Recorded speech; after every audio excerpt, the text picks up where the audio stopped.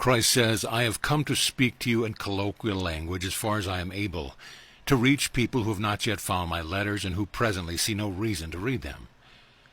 In fact, my letters explaining what I taught in Palestine and giving further explanation of the origins of creation will give receptive people the means to overcome every difficulty encountered in existence.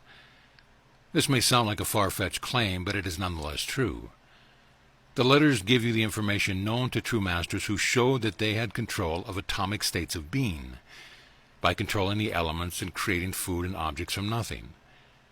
I also controlled the elements, healed and created necessities, and was only able to do so because I possessed the deep and secret knowledge that I have shared with you in my letters. Do not compare my message to you with the message from others. Everyone has their unique mission and purpose in life, and mine is exclusively to give you the exact means to lift yourselves out of your present turmoil of existence, nothing else.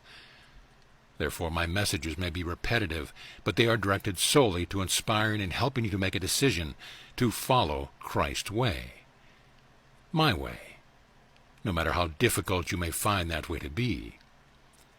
You will persevere because along my way you will find rewards which will prove to you that you are definitely on the right path.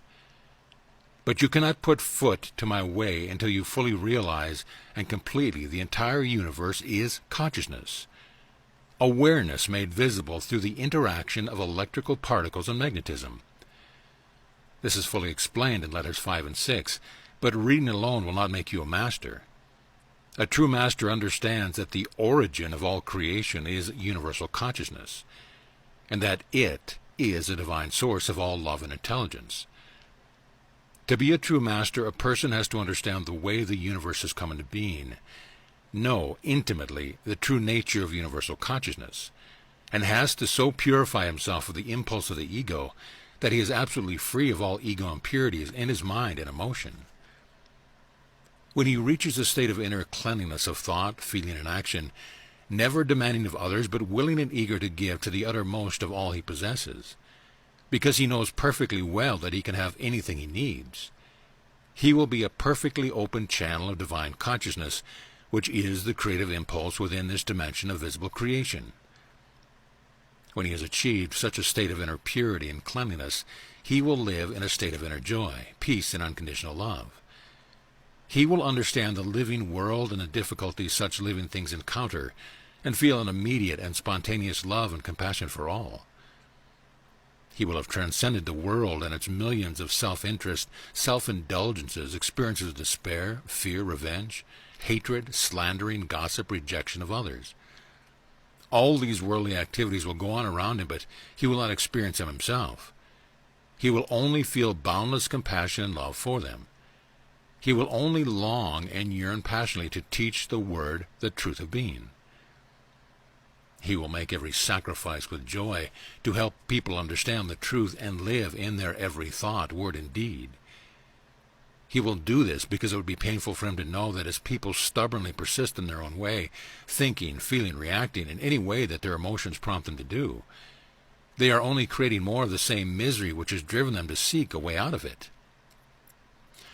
When people eventually find their way out of the morass of their chaotic thinking and emotional reactions, they discover that this is the only true way to happiness, and they are exceedingly relieved and grateful that they have managed to surmount their habits of thoughts and feelings which previously pulled them down into experiences causing them pain and misery.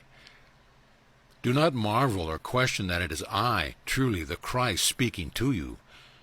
I come to speak to you through the total emptiness of my recorder's mind and heart, and speak these things which are necessary for you to know to start, to put behind you the sadness and despair of the past, and to give you the courage and incentive to start anew, daily meditating and drawing into your human consciousness the divine consciousness which brought you into being in the world.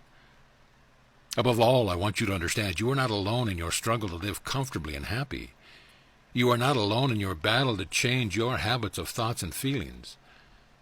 The more you call upon for divine consciousness, even if it is only a momentary connection you set up, you are drawing into your consciousness new life and moments of intelligence and love, which will inspire you to an even greater degree as you persevere and do not lose heart. As you call on me, you will make contact with my Christ consciousness and will eventually be aware of my response and instructions when you have questions to ask. Remember that it takes time to purify your thoughts and emotions, negative reactions to other people. Until you have gotten rid of your deep and darkest feelings of anger, vitriolic criticism, rejection, resentment, and frustration, you will not be able to hear my voice. Remember that to receive even my first whispers in the silence of your meditation or during a moment of inner quiet, you have to make changes in your consciousness. You have to become fully aware that love is the only way to freedom, and this takes patience and time. You are not alone. We who have moved into higher echelons of spiritual realization and divine consciousness have only love for you, and our most urgent desire is for your escape from travail and your progression into light, wisdom, and unconditional love.